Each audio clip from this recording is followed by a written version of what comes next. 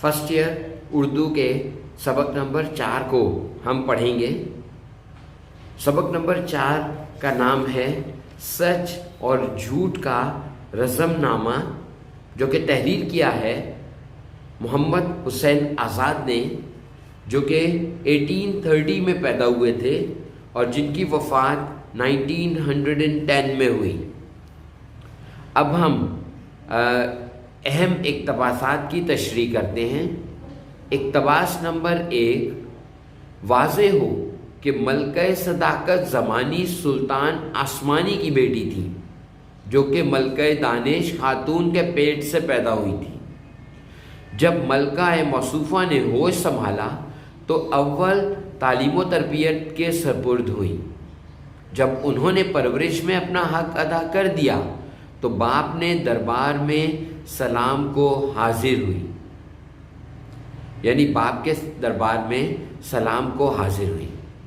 اسے نیک اور نیک ذاتی کے ساتھ خوبیوں اور محبوبیوں کے زیور سے آراستہ دیکھ کر سب نے صدقہ دل سے تعریف کی۔ عزت دوام کا تاج مرزا پر سر پر رکھا اور حکم ہوا کہ جاؤ اولاد آدم میں اپنا نور پھیلاؤ۔ اب اس کا حوالہ سبق، یہ اقتباس اردو کی کتاب کے سبق سچ اور جھوٹ کا رزم نامہ سے لیا گیا ہے۔ حوالہ مصنف، اس سبق کے مصنف کا نام محمد حسین آزاد ہے۔ اقتباس کی تشریح، محمد حسین آزاد کا یہ سبق تمثیلی انداز لیے ہوئے ہے، جس میں انسانی صفات و خصوصیات کو زندہ انسانوں کے روپ میں پیش کیا گیا ہے۔ سچائی اور برائی کی جنگ اور کشمکش کو اجاگر کیا گیا ہے۔ سچائی کی ملکہ کی جب تعلیم و تربیت مکمل ہوئی تو وہ اپنے والد سلطان آسمانی کے دربار میں حاضر ہوئی۔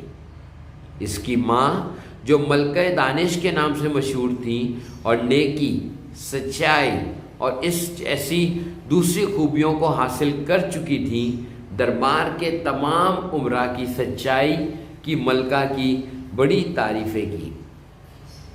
باپ کی جانب سے بیٹی کے سر پر ہمیشہ قائم رہنے والا عزت و افتخار کا تاج رکھا گیا اور حکم دیا گیا کہ انسانوں کی دنیا میں جا کر نیکی اور سچائی کی اشاعت کرو اور اپنی روشنی سے پوری کائنات کو منور کرو۔ مولانا آزاد طلباء کے سامنے اس فطری لڑائی یعنی نیکی اور بدی کی لڑائی کو پیش کر رہے ہیں، جو دراصل ہر انسان کے اندر بھی جاری رہتی ہے، بس تمثیلی انداز میں نیکی اور بدی کی جنگ میں انسانی کرداروں کو پیش کیا گیا ہے۔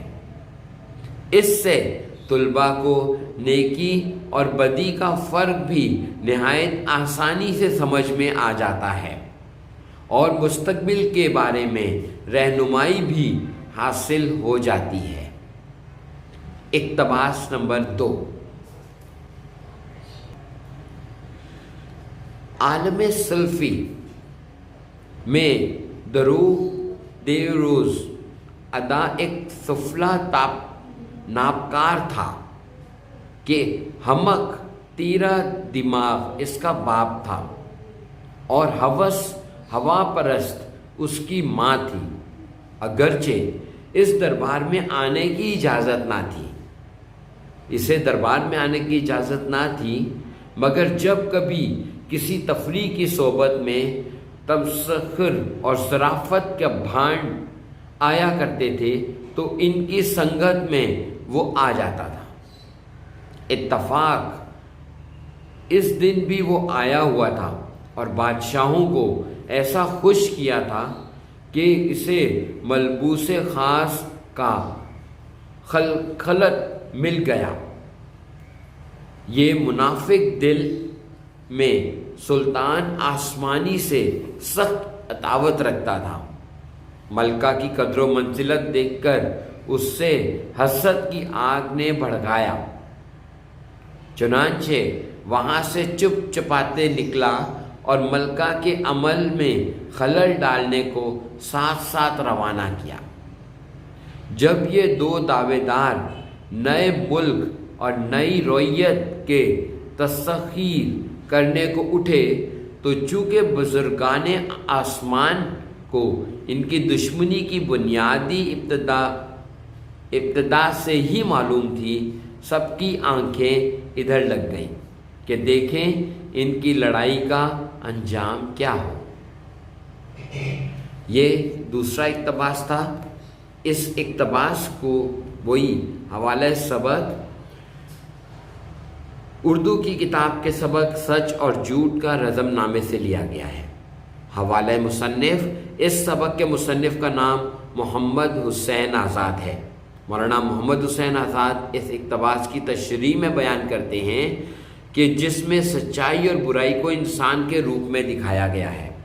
सच्चाई की मलका के साथ साथ बुराई और कमीनगी की खूबी रखने वाला बुरा आदमी भी था, जो देव के ख़ानदान से ताल्लुक़ रखता था, जो हमाकतों से भरे हुए दिमाग यानी शैतान का बेटा था।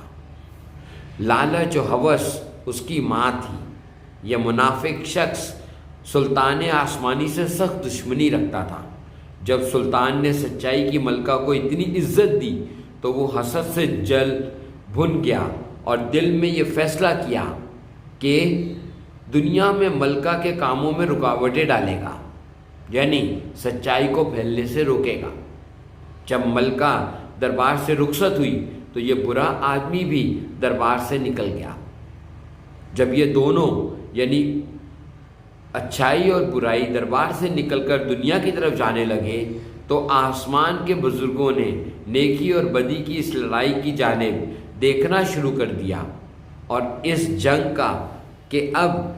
जंग का नतीजा क्या निकलेगा।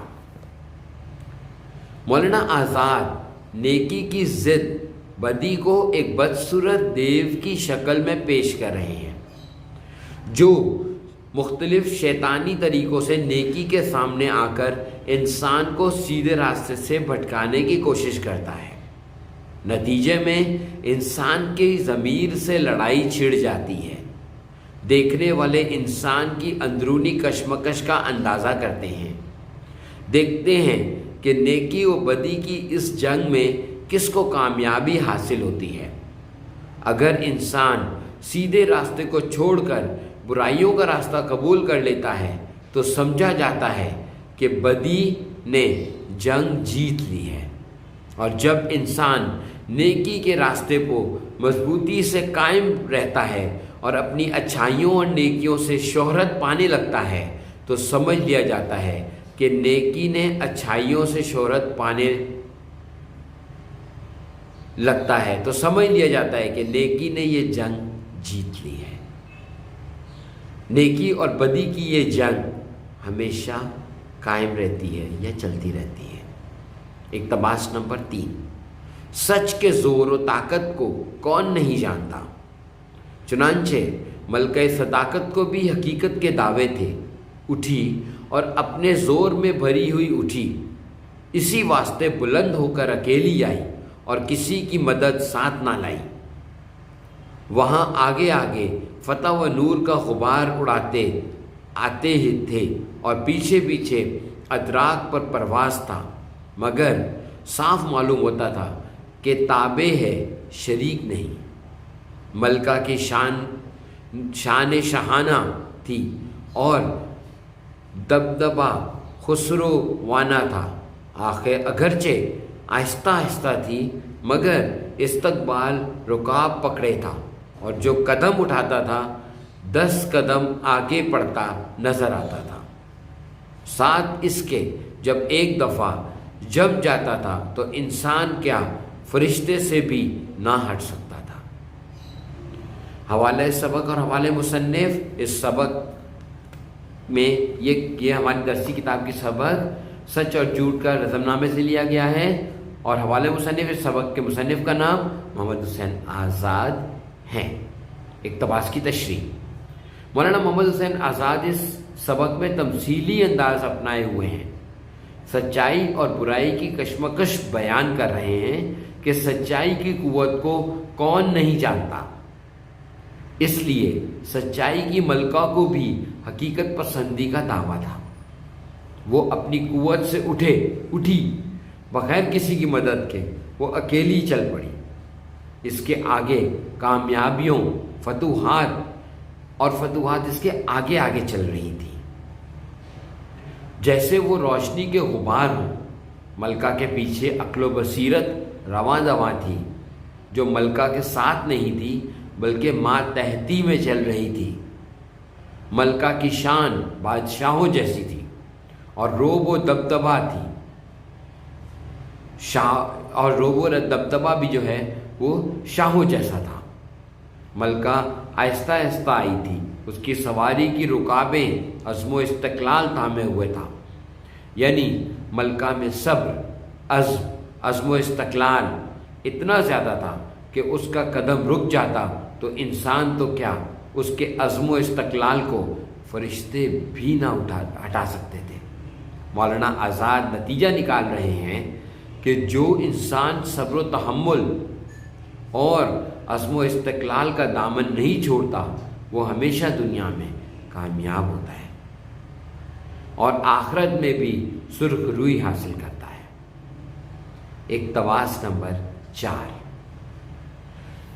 دروغ دیوز اور بہروپ بدلنے میں طاق تھا۔ ملکہ کی ہر بات کی نقل کرتا اور نئے سوانگ بھرتا تھا۔ تو بھی واضح اس کی گھبرائی ہوئی تھی۔ دنیا کی ہوا و ہوس، ہزاروں رسالے اور پلیٹیں اس کے ساتھ لیے تھی، اور چونکہ یہ اس کی مدد کا محتاج تھا، اسی لالچ کا مارا کمزور تابعداروں کی طرح اس کے حکم اٹھاتا تھا۔ ساری حرکتیں اس طرح کی بے معنی تھیں اور کام بھی الٹ پلٹ بے اوساں تھے، کیونکہ استقلال ادھر نہ تھا۔ اپنی شبدہ بازی اور نیرنگ سازی سے فتح یاب تو جلد ہوا جاتا تھا، مگر تھم نہ سکتا تھا۔ ہوا و ہوس اس کے یار و وفادار تھے، اور اگر کچھ تھے تو وہی سنبھالے رہتے تھے۔ حوالہ سبق اور حوالہ مصنف، یہ اردو کی کتاب کے سبق سچ اور جھوٹ کا رزم نامے سے لیا گیا ہے، اور اس کے مصنف کا نام محمد حسین آزاد ہے۔ اب اقتباس کی تشریح۔ مولانا الطاف حسین حالی کہتے ہیں کہ مکار جھوٹا دیو کا بچہ جو اپنا بہروپ بدلنے میں بڑا ماہر تھا اور ملکہ کی ہر بات کی نقل اتار لیا کرتا تھا اور نئے طریقے اپناتا تھا، اس کے باوجود وہ گھبرایا ہوا دکھائی دیتا تھا۔ وہ دنیا کی ہوس اور لالچ میں مبتلا تھا۔ اس قسم کے ہزاروں دستے اور پلاٹوں اس کے ہمراہ تھے۔ وہ لالچ کا مارا ہوا کمزور غلاموں کی طرح اس کے ناز نخرے برداشت کرتا۔ اس کے سارے کام بے معنی تھے، جو کام کرنے کی کوشش کرتا تو غلط ہو جاتا، کیونکہ اس کے پاس صبر و استقلال کی کمی تھی۔ وہ اپنے شبدہ بازی اور فریب و مکاری سے فتح تو جلد حاصل کر لیتا تھا، مگر وہ فتح عارضی ثابت ہوتی۔ دنیا کی ہوس اور لالچ اس کی وفادار ساتھی تھے، وہی اس کو اس وقت سنبھالے رہتے تھے۔ مولانا الطاف حسین نوجوانوں پر یہ ثابت کر رہے ہیں کہ بدی کی کامیابیاں صرف عارضی اور لمحاتی کامیابیاں ہوتی ہیں۔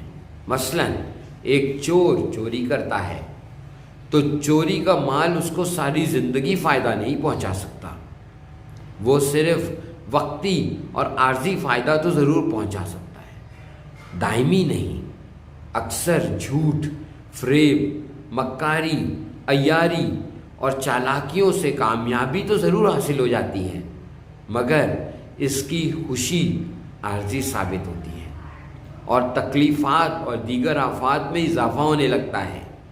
دائمی کامیابی صرف اور صرف نیکی کے راستے پر عمل کرنے سے ہی ہے۔